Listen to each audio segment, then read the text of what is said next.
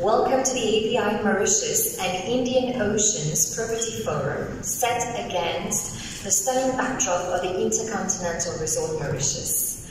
First of all, let me introduce myself. I am Estelle, and it is my utmost pleasure to be your Master of Ceremony for the day.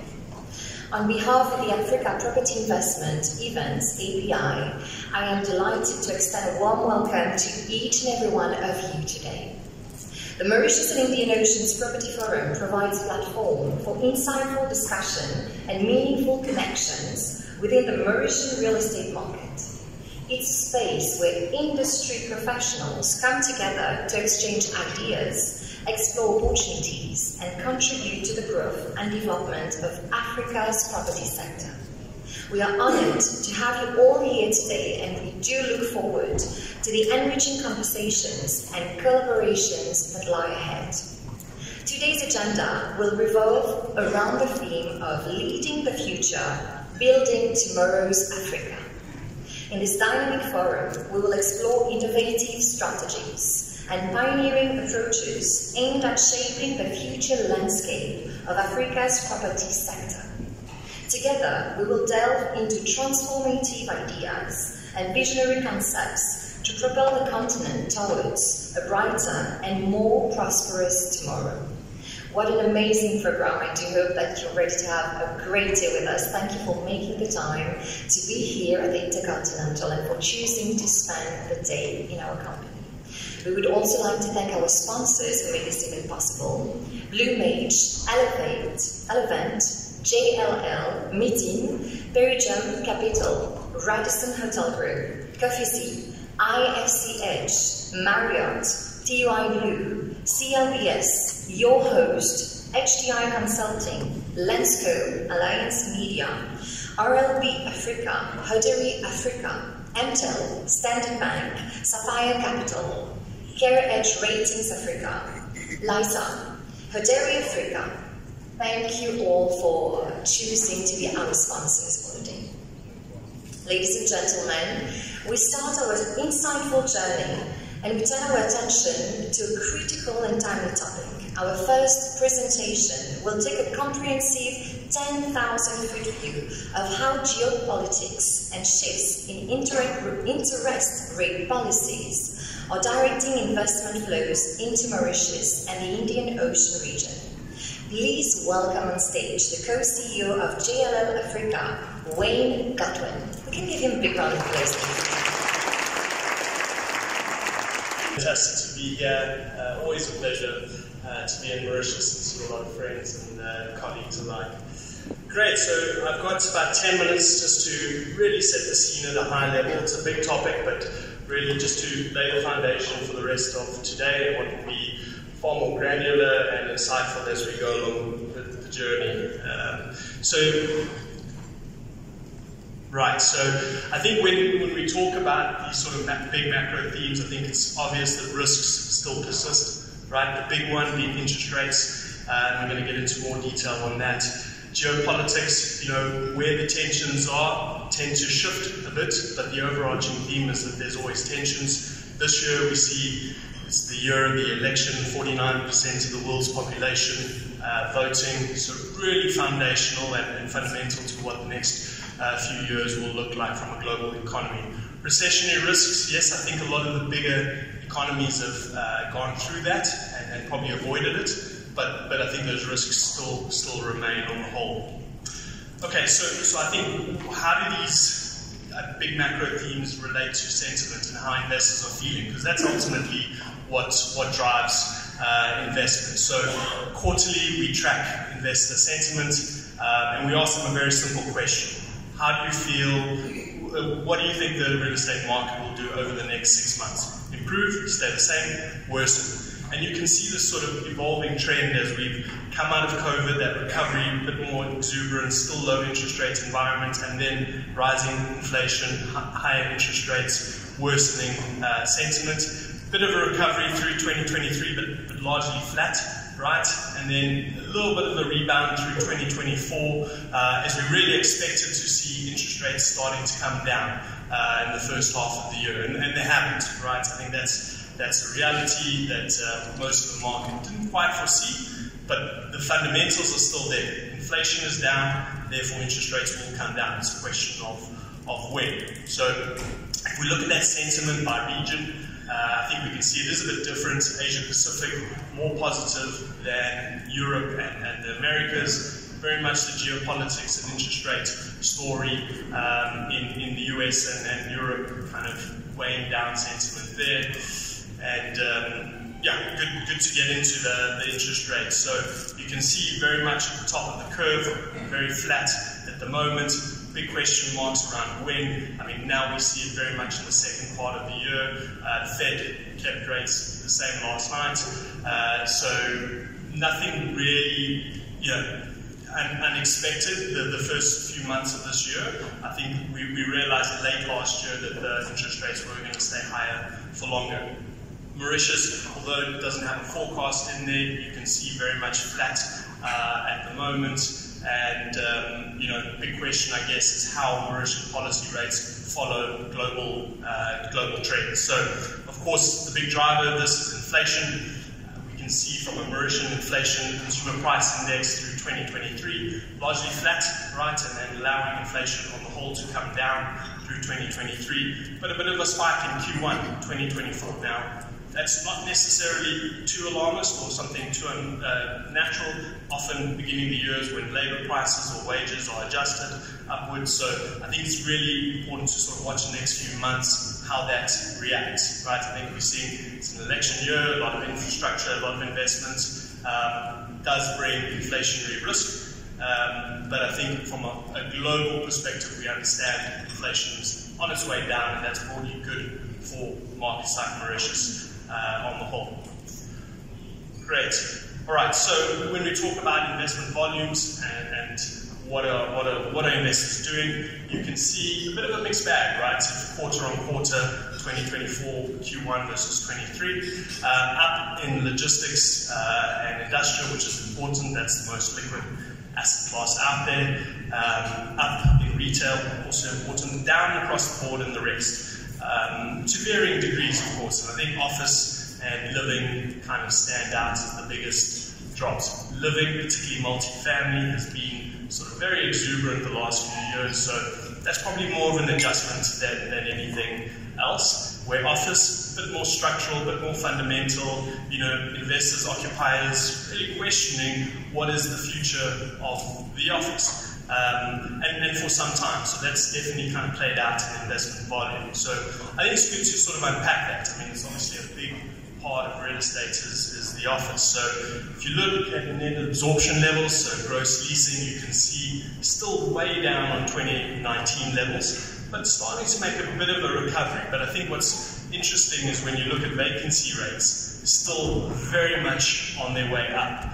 And net absorption's been down for some time, so it's a little bit counterintuitive around why this big new supply pipeline is still coming online, given that occupants, there's questions around the future of the office and net absorption's down, so why are we building new offices? And I think when you unpack where there is absorption, it tells that story, right? So this graph on the right is net absorption by building vintage. So you can see anything newer that's been built since 2015, very strong net absorption. Anything older than 2015, poor, still negative absorption since 2020. And that's really the theme, and the key takeout is that occupiers are still very much looking for quality, sustainable offices, and older office stock has really where the pressure has been felt. The other graph just shows you sort of where the areas associated with rent premium. So I'll just read through some of the top few: roof terraces, natural light, courtyard, fitness center, LEED certification. So yeah, very much about that experience of the office and making it a more appealing place to work for employees. The other big theme when it comes to offices is hybrid, and I refer here to sort of work from home versus in the office. Now, that's been something we've been debating and watching very closely, since COVID. And I think now we're at that point of sort of stabilization where this is kind of it now. I mean, I think it's pretty entrenched We see on average number of days in the office, about 3.1. I think, and it has been at those levels for quite some time. You know, staff would probably prefer 2.8, but not a huge gap between those two. Very few corporates fully remote these days. So that's really good from a sense of the office has its purpose, it's here to stay, but it's very much hybrid, right?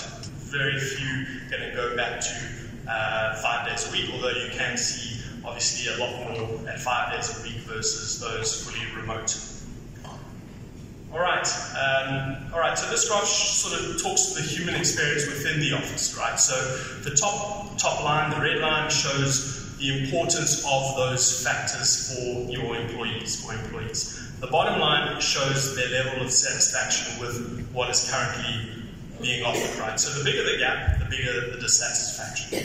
And essentially, when you look at how employees spend their time at the office, it's roughly 50% on focused, concentrated work, getting tasks done, 50% a bit more social, a bit more collaborative, a bit more mentorship, etc. And they tend to have higher levels of satisfaction with the office for serving that social, collaborative purpose, which makes sense. But I think it's where the higher levels of dissatisfaction come in when it comes time to actually getting work done and focused work, etc. So that's obviously something landlords need to focus on from a service perspective. Logistics, net absorption definitely down, been very exuberant the last few years. Last year we saw a big pipeline of new logistics space come online, and that obviously pushed up vacancy rates. But that pipeline is pretty much in the system and through, very much slowed down this year. So although net absorption is down, we should start to see vacancies tapering in logistics space through the second half of this year. And as we saw, liquidity is still pretty good and buoyant for the logistics and industrial space. All right, on to hospitality.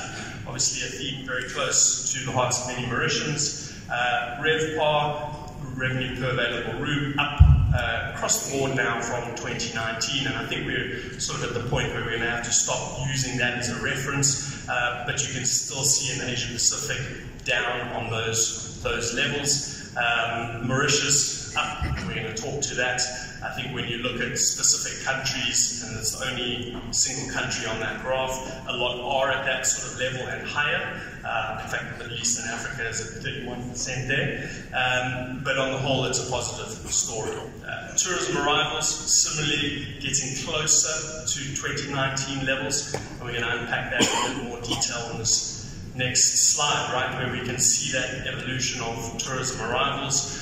Very close to where we were in 2019. But I think the key theme is, look at the tourism spend. That is up quite considerably and almost on a trend line from the previous, through until 2019. And I mean, look, you would expect that given inflation, given currency depreciation, etc. But obviously, that's the bigger fundamental question is the value of tourists and the impact on the economy versus the number of tourists. You can see Q1 2024 also up on Q1 2023, so hopefully this is the year that we're sort of able to reach that 2019 level, but let's not get too caught up on that because it's the economic value of those tourists.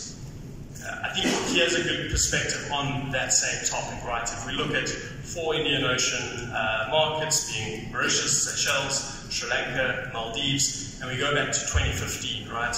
We can see Maldives actually, although by far the strongest RevPAR market, and ADR of course, pretty flat across that period, right? Now you've still got a sort of COVID impact through this kind of graph, and that's skewing it a little bit, but you can see how Mauritius and Seychelles in particular have been able to catch up and close that gap.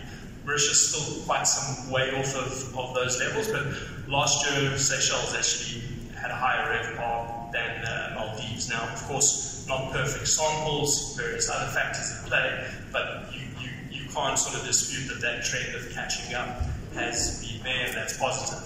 Now, the graph on the left, which is actually ADR, not RevPAR, apologies, you can see, tourism arrivals still broadly at the same level for Mauritius as 2016. So Mauritius has been able to yield more from a rate point of view for its tourism arrivals than what some of these other markets have, Maldives and Zanzibar. And Sri Lanka, you can actually see having gone backwards and various other socio-political reasons for that. Right, so of course the other big factor when it comes to real estate and developing markets is construction and development. It's great to drive around Mauritius and see a lot of cranes up and a lot of construction happening. I know a lot of it's infrastructure, but it's very positive. I think we all know construction costs have increased significantly. That's not news to anyone, but of course the question is, are they going to come down? And I think the bad news is no. I think they're going to stay where they are. We'll see certain commodities. You can see the timber line there coming down, but these development pipelines are so big and project timelines are so long that pricing is sort of baked into the system so far out that we'll probably see construction costs staying where they are, broadly speaking. Right, I think if we bring it closer to Mauritius, you can see that rapid growth in construction costs through 2021 and 2022, but then stabilized, right? So that's good, and although it's sort of a single data point, 2 data points there in 2024, and we can see that it's jumped up again. The graph on the left will show you where that's come from, and it's very much that same labor cost increase at the beginning of the year that we see, and you can see on that graph every year, this year a bit more, but given that the rest of that graph remains flat for the rest of the year, we should see that same flattening of that construction cost index through the rest of the year, and that's hopefully an indication of broader inflation as well. Good. I think if we look at activity, and we spoke about the fact that there is a lot of construction activity on the island, we can see it in these numbers. You saw the big spike in sort of the number of building permits for non-residential that was approved in 2021. Very much a hangover and a sort of latent approvals from COVID. And now when we see gross value added to the construction industry in 2023 spiking, it's really off the back of that spike in approvals and what we saw in 2021 coming through the system and now actually coming out the ground, which is great. The other big theme, and I'm sort of getting to the end of my time here, is ESG, right? And it's obviously one of the biggest factors, and this graph really kind of puts it into perspective. When you look at demand for ESG properties, right, and you look at supply, and you can see demand outstrips supply significantly, right? And that's really why net absorption is so positive in newer environmentally sustainable properties. It's just because the demand from occupiers is really driving ESG. It's not investors, it's not landlords, they're responding to that demand. So yeah, some really good data points here. 50% of the world's companies now have science-based targets. 66% of future demand for low-carbon offices is unlikely to be met.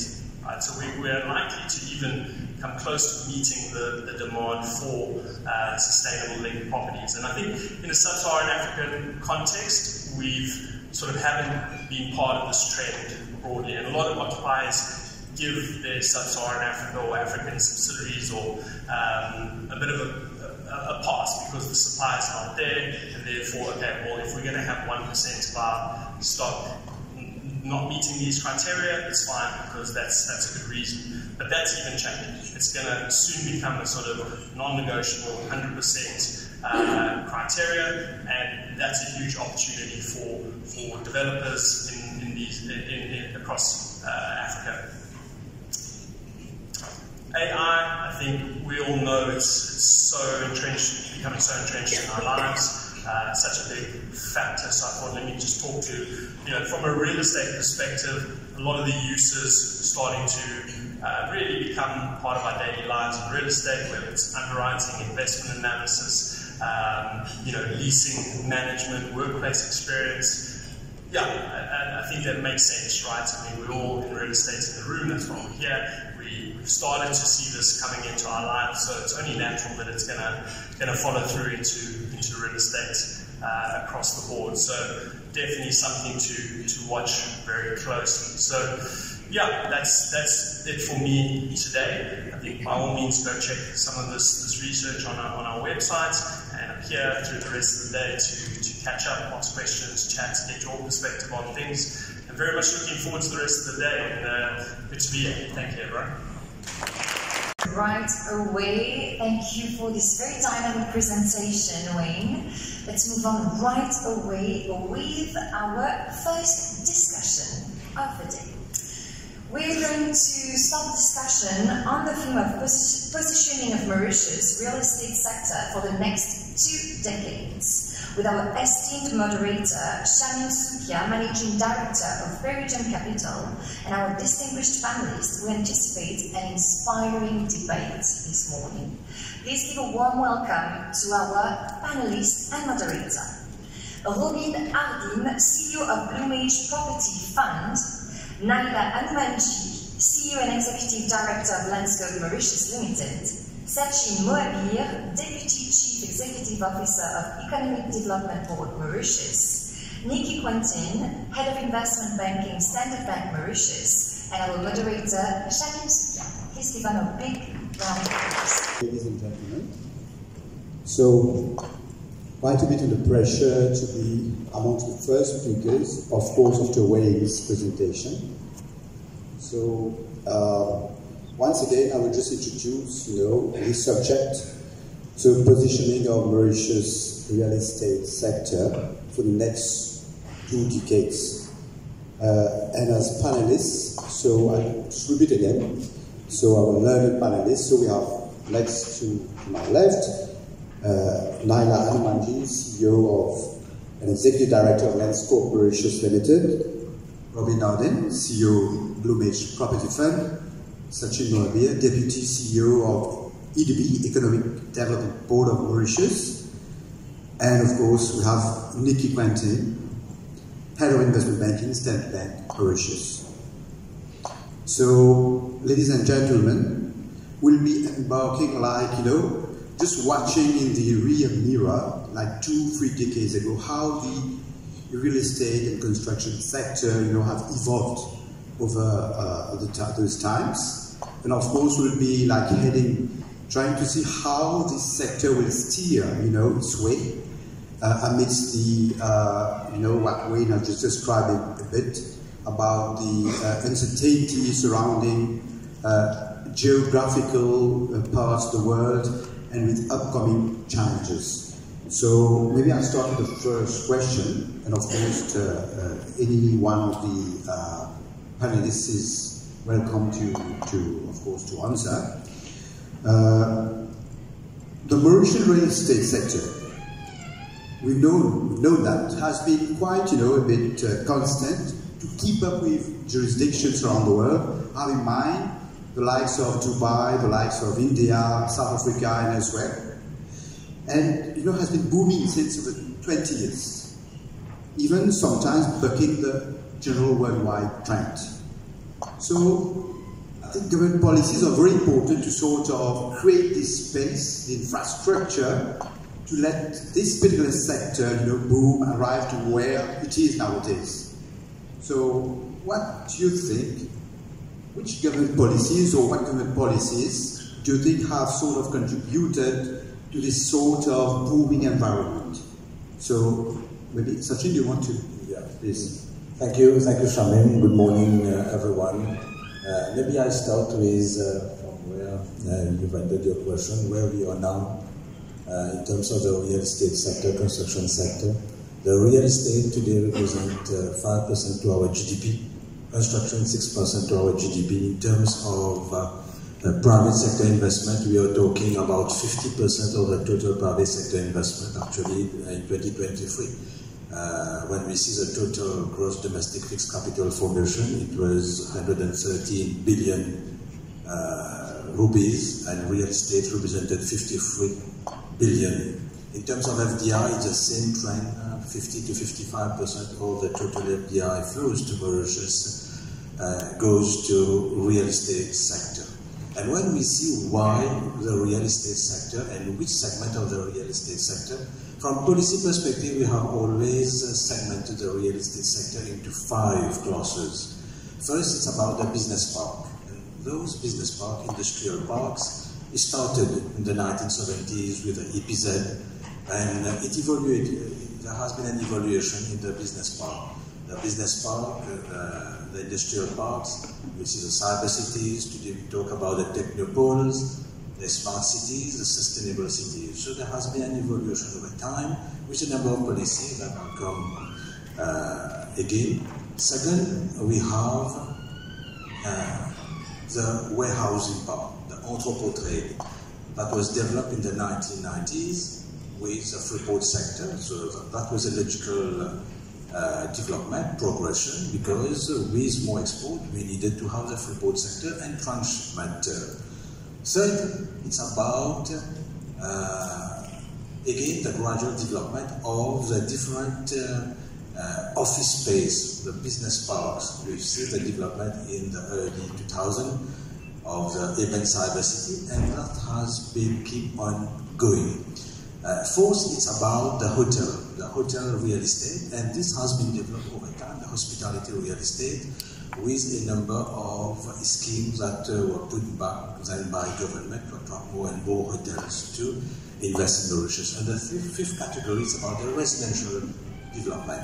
And this is where we have again saw a number of investment happening, with schemes that were introduced 25 years back, early 2000, with the integrated resort scheme, then the real estate scheme, the invest hotel scheme to allow hotel developers to sell part of their rooms, and these schemes were merged into the property development scheme in 2015, and then the smart city schemes. So all these schemes have enabled non-citizens to come and invest more in the country and bring in more investment in other sectors. At the level, from policy angle, we always see real estate as being an enabler, because whenever we see real estate, it's everywhere. You have to develop a clinic, hospital is real estate, to develop office, you need to have more financial services, BPO companies, ICT companies, you need more office space. You will have to bring more tourists, it's about accommodation, more real estate. And one thing very important, whenever there is a rating of the best international financial center, it's not only about the framework, the regulatory framework. It's about one of the main criteria, they see the quality of the space you offer and the accommodation that you offer. And Mauritius, we think real estate has played a key role in the economic diversification of Mauritius. Yeah, thank you, Sachin. Just one thing which came in my mind.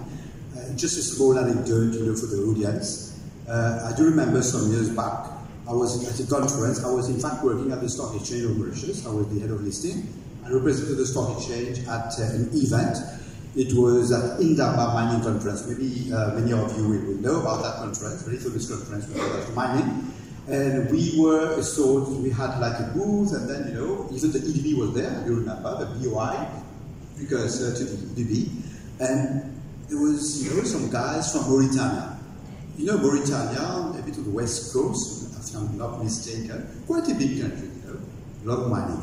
And then the guy told me, Mauritius, how big is it? Is it half or bigger than Mauritania?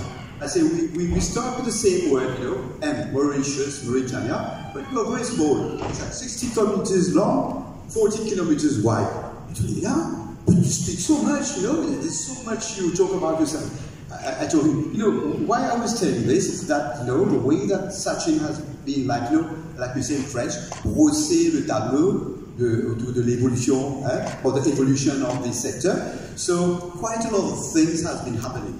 And I think with our panelists today, we'll delve into a bit the future, the policies, and even some very interesting, that Wayne gave us in terms of the global evolution worldwide, and how will this impact Mauritius. But anything with regards to what has happened in the past, maybe anything from you, maybe anything which you want to add, please. Well, yes, so policies. Just a bit of introduction about the landscape of Mauritius. So we are essentially a state-owned company. We own land in strategic locations around the island, and our main objectives is the development of business and industrial parks, which we lease to investors at competitive rates. So I think that was a good move by the government, to set up Landscope, because we lease land at, for example, 300,000 rupees per annum per acre. So for an investor to come and lease the land on a 90-year lease, it's very economical. They don't have huge costs to set up, so they can come and benefit in these business parks from additional incentives. So I think that was quite a good move from the government with the setting up of Landscope. Thank you, Naila. Anything from you guys? Anything you want to add? Even about the Euro, anything you want to add with regards to football? We'll talk about it later. Thank you. So I just, Nikki? From my side, yes. Okay. In terms of what Mauritius has done great, I think it's important that Mauritius continues to do what it's been doing great. I think DTAs have been very important, have been used massively by real estate players who set up their structures in Mauritius.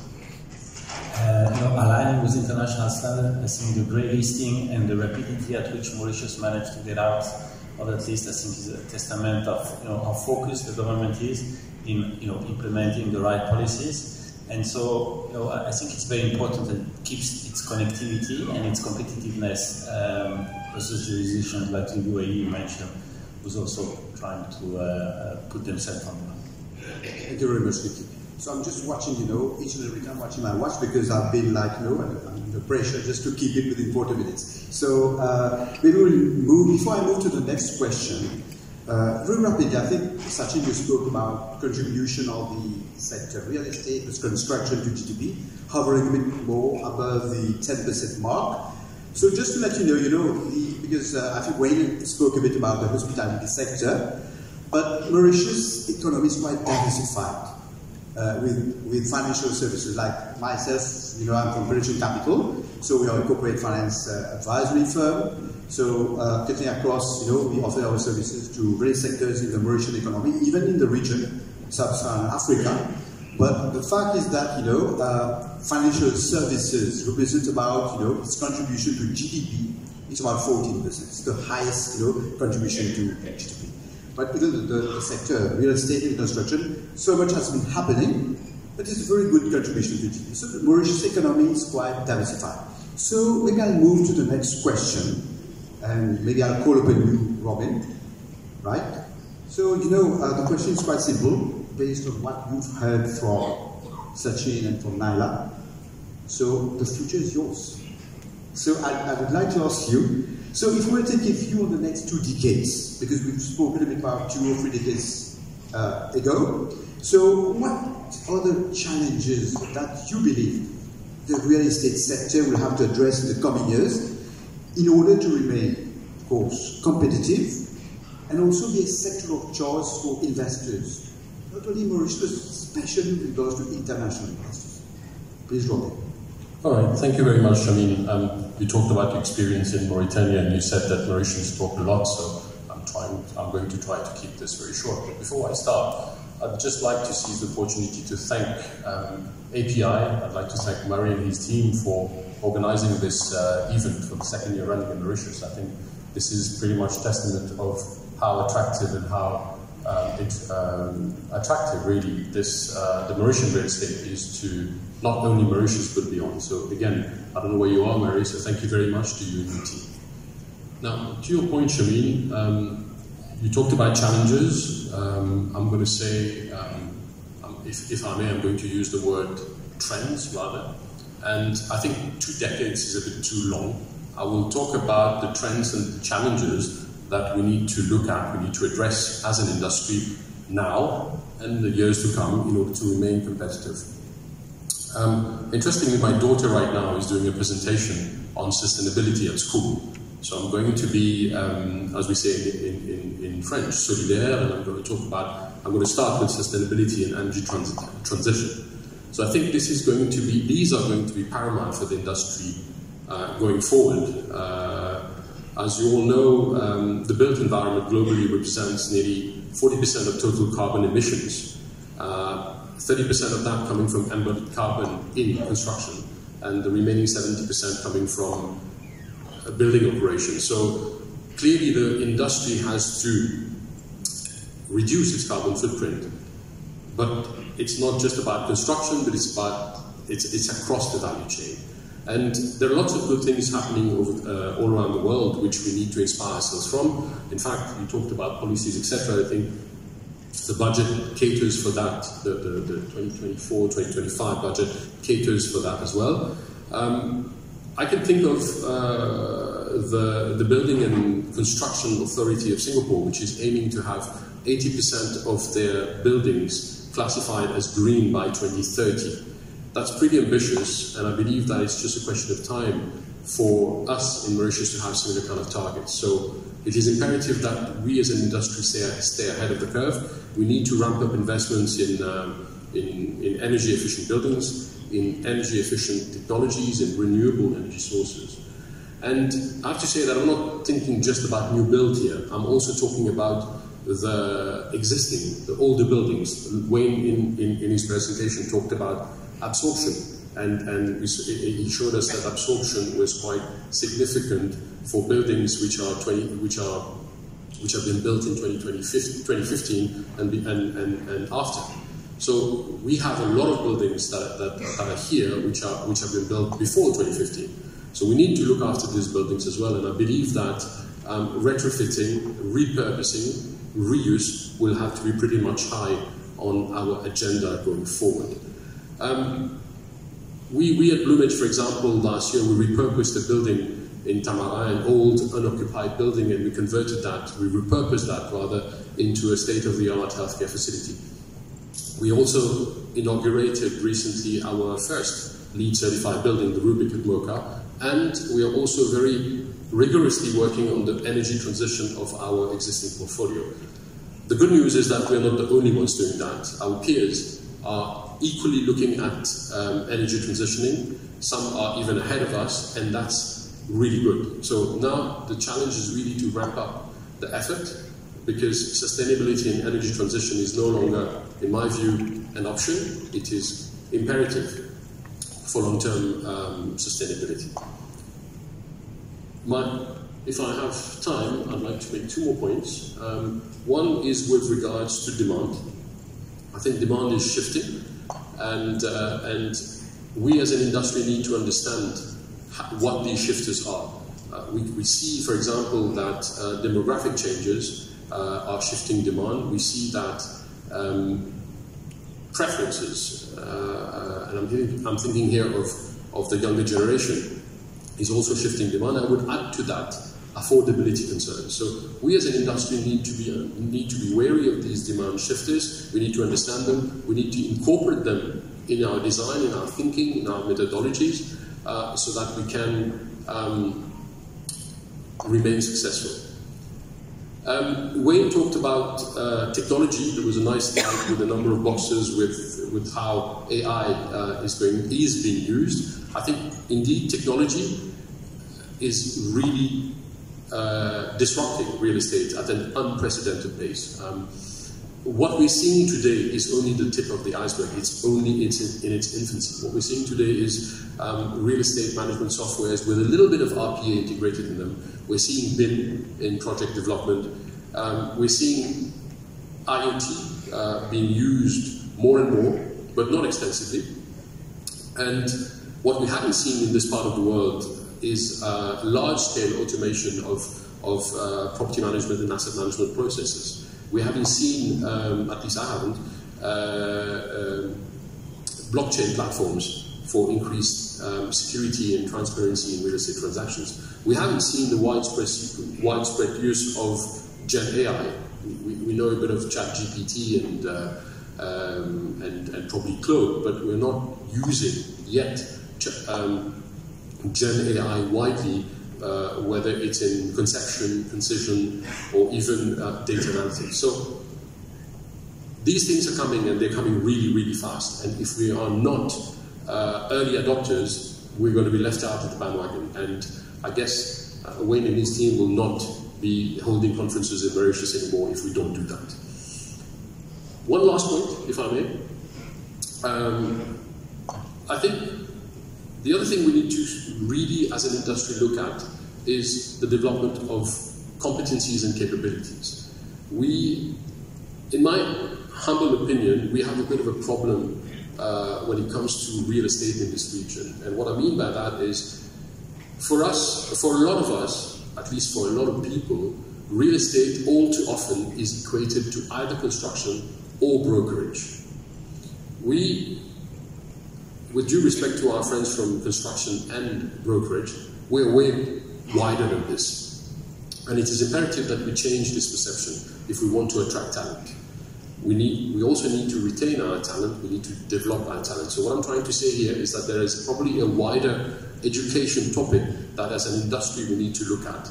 And it's only through concerted efforts that we will be able to be successful in that realm. That's it from Michel. Thank you. The challenge is to be able to stop you. Okay. But I did stop. Okay, thank you, Robin. Very, very, extensive list. I've just retained quite a number of words: technology, demand, capacity building, use of AI, etc. Just to recount a small anecdote, just to put you to relieve a bit the pressure. I was just asking. I was tempted like just asking ChatGPT. So, what is green or what is sustainability, ESG? So I asked, in fact, my mother, my old mother, who is like 80 years old. So I was just explaining to her, like what is ESG, what is sustainability, what is green. And then, the blunt answer which she gave me was that, we were green in the past. I used to live in a hut. We used to go on the mountain to pick up, wood, etc. And that's green. That's not what you're talking about. So that's it from my mother. That's the way that she sees it. So anything which you want to add, Naila or Sachin or Nikki, from what Robin said? Really, I think Robin's covered pretty much everything. Okay. Just from policy angle, the four aspects that we are working, it's more about urban regeneration. We need to prevent urban decay. So a lot of policies start with that, and we want the private sector to embrace whatever incentives are being provided for operators to prevent the urban decay of large villages, towns of Mauritius. Second is about digitalization, private sector. We have to go about digitalization and ESG culture, and then climate change. Climate change is not only buildings, but also how we preserve our ecosystem. Coastal erosion, for instance. This is a major issue that everyone will have to take part. Sachin, I'll just jump into the next question. We talked a bit, Robin, enumerated a list of challenges. No, which is very good. I think, like we say in French, un homme averti en vaut deux.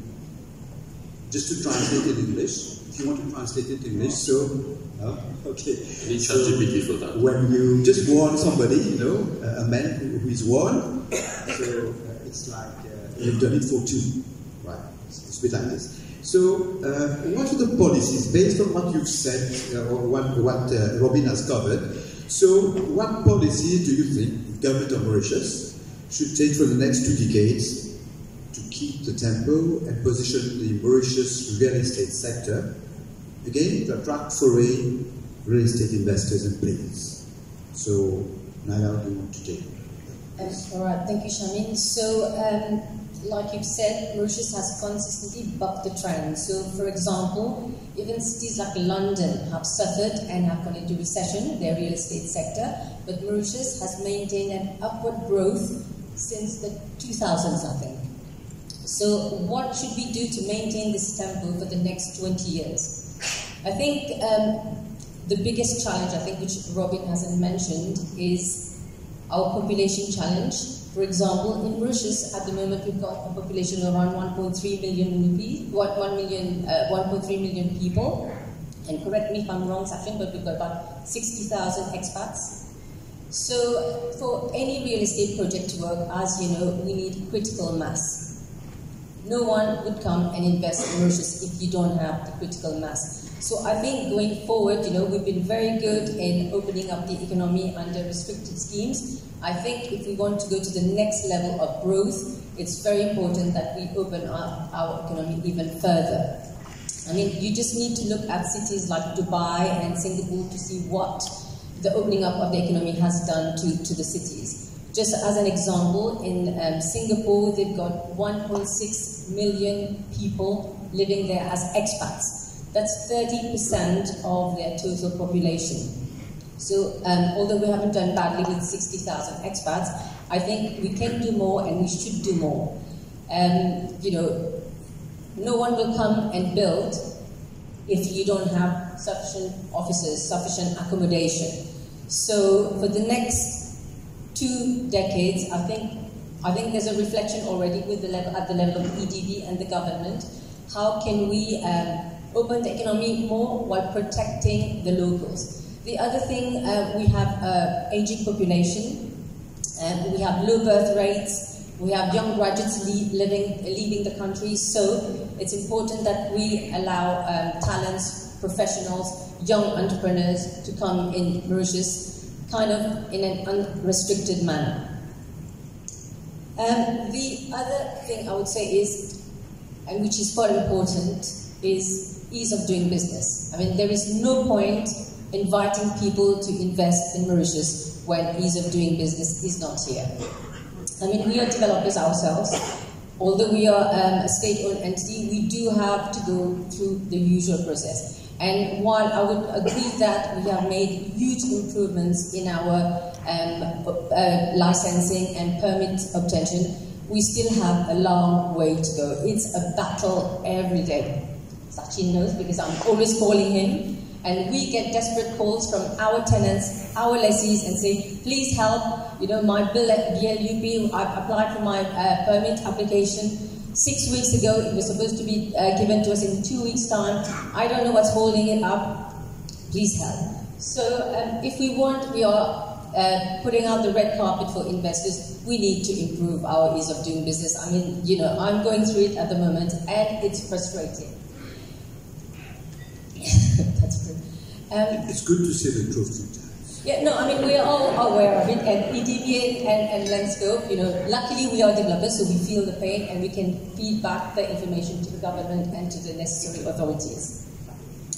The other thing that investors feel confident about and that would help them come to invest in Mauritius is, you know, we don't have a regulatory framework for the whole industry. So, for example, you know, anyone can develop a project, a real estate project at the moment. There's no licensing required. And I would make a comparison at this point with Dubai, for example. They have what you call the Real Estate Regulatory Agency in Dubai, which heavily regulates the sector. They not only define policies and procedures and regulate the sector, but they also have the authority to license real estate developers, estate agents, property management firms, etc. They also they have different arms. They have a dispute resolution arm and a mediation arm. So if there's any kind of dispute between a developer and a buyer, for example, they step in and they try to resolve the conflict quickly. They register all the transactions and they have a transparent record of property ownership, so it's available really electronically. You know, you can do a search online and you can find out what property was registered, when the property was bought, what price it was at, etc. So I think this helps to give investors confidence, and I think at the moment we have it, but it's a bit in a disparate manner. So we have registration of the leases being done by one authority, we have you know, the dispute resolution being done by another authority. So I think it needs to be under one umbrella so that, you know, it's all easier for the investors, and I think that will boost investor confidence. Yeah, I do agree with you. You know, what you said, like you said, the truth is good to be heard. At the same time, it's quite painful sometimes. But like you say, there's quite a famous saying in French, like, Rome n'a pas été construit en jour. Rome has not been built in one day. You know, we've seen what has happened. You mentioned Dubai. We've seen what has happened in Dubai recently. You know, they have so much money, they've thought so many years ahead, etc. And then there was a storm, you know, and then there was quite like they were inundated, flooded everywhere. So sometimes we can't predict, you know, what will happen with regards to what nature can, you know, how nature will impact us, especially, you know, in these troubled times, what is happening with regards to climate change, etc. So now maybe, do you want to add something, Sachin? Maybe 1 minute? It's okay. Right. Because we've spoken a bit about policies, etc. going forward. So anything which you want to add, but only 1 minute. It's okay. We've talked a bit about Mauritius. We've talked about, the different sectors in Mauritius, what has happened in the past, what's being reserved for us in the future, so what are the challenges, etc. But now let's get a bit outside the borders of Mauritius. Maybe I turn myself now to Vicky. We've heard about how Mauritius can be used, as a sort of platform, etc. So my question would be, based on the existing knowledge, the competencies that have been acquired, nurtured in the Mauritian real estate sector, and also allied sectors of the economy. So the country has been trying to position itself as a hub, as a financial hub, in order to facilitate investments into Mauritius, and even using Mauritius as a base to invest into Africa and elsewhere. So how do you think, in your view, because you work at the Standard Bank, I know that you do the bank does quite a great deal of facilitation with regards to particular projects in Africa, so the financing of projects, that's very important. We ourselves, we know that very well. We've been assisting, real estate players in Mauritius, even abroad, our firm, in terms of, capital raising. We've just closed 2 months ago, we've closed a 1.2 billion Mauritian rupee for Mauritian real estate players. So financing is very, very important. So how do you see Mauritius playing this role in shaping developments in the property sector, not in Mauritius, but in the region? Let's say we push it a bit for sub-Saharan Africa. Thank you. I guess the first part of my answer would be continue to do what Mauritius has been doing, and we've talked a lot about ease of doing business today. We've talked about having the right policies. I mentioned briefly the DTAs, which really makes Mauritius a unique proposition when looking at investing in multiple countries. I guess the one entity we haven't talked about is probably the stock exchange. I think it's important that we continue to have, having the Mauritius Stock Exchange as a viable listing destination. I think when we're looking at, having an entity out of Mauritius that we're looking to invest across the continent, it's important to be able to tap as well capital market. So, it's becoming a ever increasing competitive environment out there. I think the word Dubai and UAE was pronounced 4 or 5 times this morning. There are other jurisdictions that are trying to take that business out of Mauritius, and so it's very important that Mauritius continues to do what it's been doing. What it allows you then to do is that for a real estate company that is looking to invest in Mauritius, it can then set up a structure here which would then, own the assets in different countries. And for us, as bankers and financiers, what it allows us to do is it's almost easier to lend. So we're going to lend against a portfolio in different countries. We're lucky at Standard Bank to have presence in more than 20 countries, so we also understand each jurisdiction. And what it allows you to do is, raise funding at the HoldCo level. It could be a multi-currency facility. We have the ability, for example, of giving you limits. You can even draw some of that facility in local currency, depending on the countries. And so you're able to consolidate all that kind of funding, financing plan out of Mauritius, and deploy it where it's necessary. And then that cash obviously comes back up to Mauritius and obviously pays down the facility. But thanks to those DTAs, etc., you've obviously got a very favorable environment to structure your business and then to grow into other countries. So almost like a central structure. Thank you very much. Maybe I would like to add something very briefly from what you said. You've talked about the financial markets. That's a very important segment, like we say, it's the grease, that puts this momentum in the economy. That's very important. You have the real estate sector, the construction sector, and other sectors of the economy.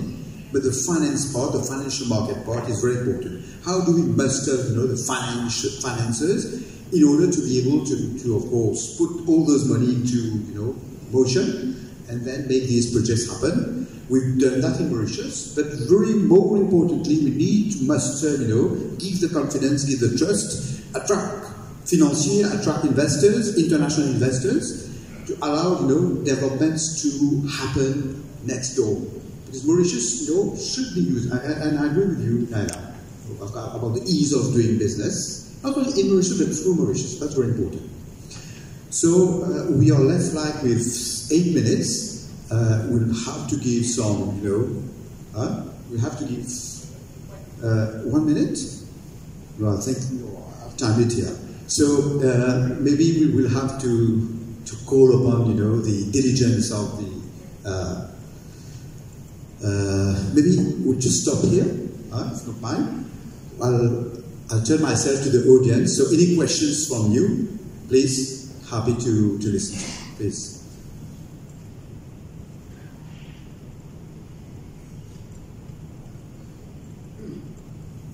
That's great then. Looks like no questions, Shami. Coffee time? Maybe just before we end, maybe one word which I would like to hear from you. I'm just thinking about it. So maybe only this, it's like a multiple choice question. One A or B. So are you positive or are you neutral or negative with regards to the real estate sector in the next 10 years, 20 years? Naila.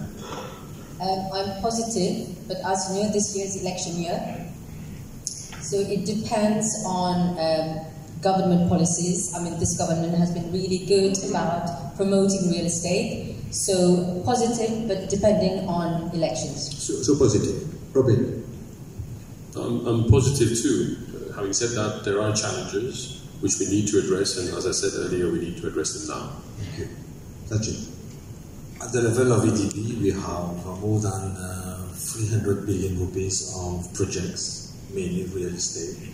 So this sums the bullishness of the private sector in submitting projects, 15 smart cities, more than 50 PDS projects, business parks, industrial parks happening.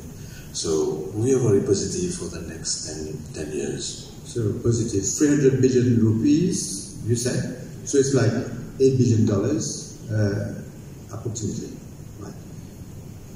I'm positive. I think there's a great, I think we called them trend earlier, that are going to shape the industry. Sustainability is one. We see it a lot, that's going to change. The social aspect as well. We see more and more projects that are trying to have a positive economic impact, also in terms of social housing or employment, etc. I think that's going to be a big driver. And then technology. I mean, I think I totally agree. I think we are at the beginning. Right now, it's been mainly applied to services around those assets. But I think there's a lot of upside that can come from actually developing and implementing those new technologies. So positively. So thank you, ladies and gentlemen, for your attention, and maybe a round of applause for our learned panelists.